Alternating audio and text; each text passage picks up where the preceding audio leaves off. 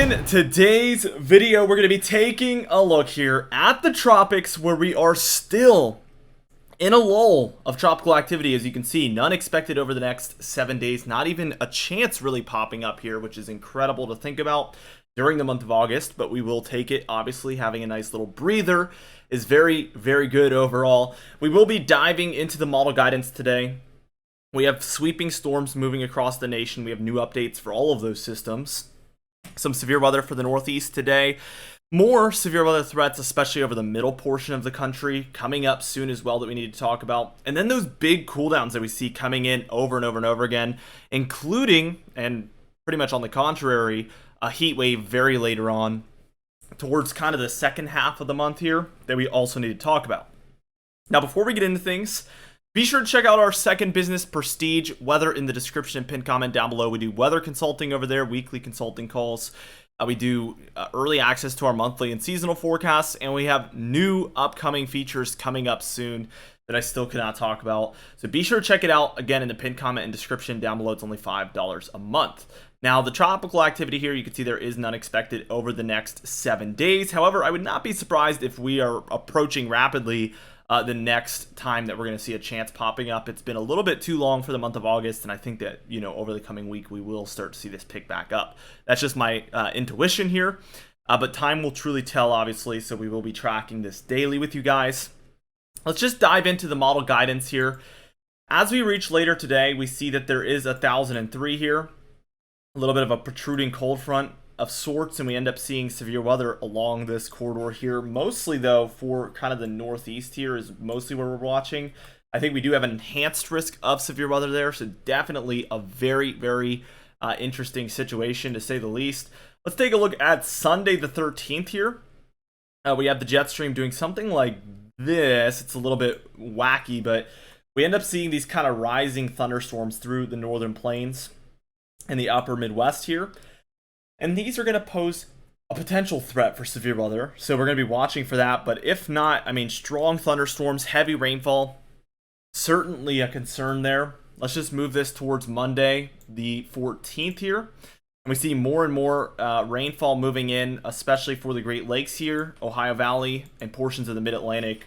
Certainly seeing that thunderstorm activity for the early portion of next week. As we reach Tuesday here on August 15th, we can see that there is a lot of thunderstorms popping up here for the Ohio Valley into the Northeast here with 1,003 overhead. So maybe our next round of thunderstorms and potential severe weather happening here for the eastern states by Tuesday the 15th. Wednesday here on the 16th is a lot quieter.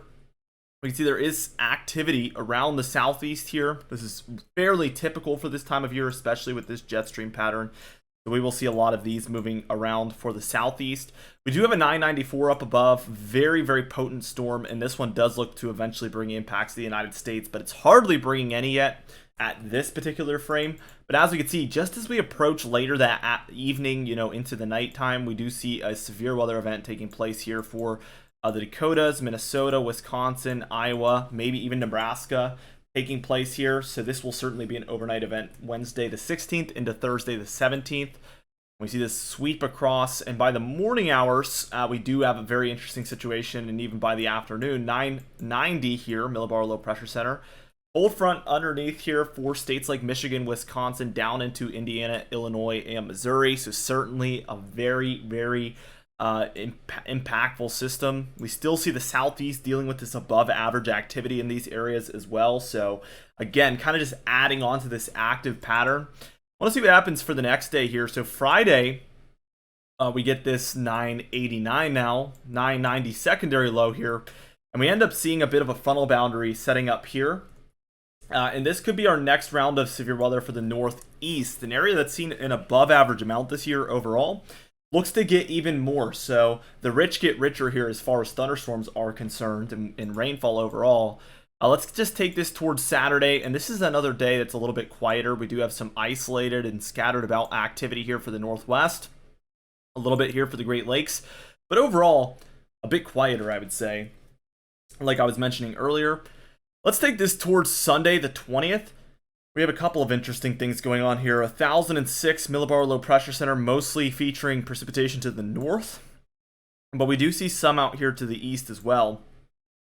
This is going to be for states like the Dakotas, Minnesota, Wisconsin, like I mentioned, but still a relatively quiet day.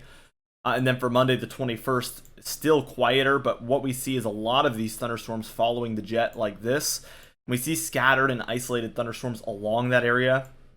Also the Gulf Coast there near Louisiana and Texas, we're certainly seeing some activity there as well. So very, very interesting day there. The total precipitation as a result of this, I mean, we do see a lot of low pressure systems moving in this direction still. And we can see a lot of that above average activity is kind of along this area. So we know this is because of those strong lows moving across. We do kind of have this pocket in here in the Ohio Valley portions of the plains as well, dealing with this above average activity. Another pocket here for, well, I'll make that further north here. We see up and down that southeast coast still seeing some activity along those areas, and then we see some four corner states precipitation happening as well, some above average activity there. So in general, those red and yellows are going to be the above average amounts. Anywhere in the whites, we're expecting practically no precipitation. Your grays are 1/10 of an inch or less. Your greens are 1/10 of an inch to 1/2 an inch. Blues are 1/2 an inch to an inch. Your yellows 1 inch to 2 inches. Reds 2 to 5 inches there. So certainly, again, 2 to 5 over a 10-day period is above average to say the least. Now, the temperature pattern is looking cooler overall for the near term. We see this pretty potent cold blast moving southward. Greens are usually going to be your far below average temperatures. And this is mostly due to this positive PNA. This is the most repetitive thing I ever talk about on this channel because I talk about it nearly daily. But to me, it is the most important teleconnection for kind of short-term model guidance here. You know, obviously El Nino and La Nina are globally extremely impactful, but for the United States, I mean, this is a direct correlation, and it really does show you pretty much what to expect. So once you get a firm understanding of this PNA, Pacific North American Oscillation, it makes everything so much easier to kind of pick up on patterns. We do see some warmth surging, and this is a classic southeast ridge extending all the way down to the Gulf Coast. That cold is surging southward, so we will see if it reaches the coast there. It does eventually, as you can see, but really that warmth makes a big comeback already by the 17th. We see this positive PNA is getting even more potent, so we are going to continue to see these moving down as we're seeing our second one already by the 17th here. See these moving through. Let's just keep going. And then this is when things get interesting again. I'm talking about the importance of that PNA. Look at how things go negative so quickly. And what happens? All that warmth that was here has moved into the eastern United States over the course of just a couple of days here. I mean, very quickly this happened. And now we see the complete opposite. You know, trough there in the west, ridge in the east here. So this is just a total classic negative PNA pattern. And then things get a little confusing at the end. I want to kind of break this down. A little bit more of a neutral PNA. Wouldn't be surprised if we end up seeing this go negative or positive once this really is happening. We see this surging warmth through the plains and through the southeast, but look at this. We do have this cold pushing back down through the northeast. And this reminds me a lot of what we saw through a lot of the month of June this year. A very cold month compared to normal.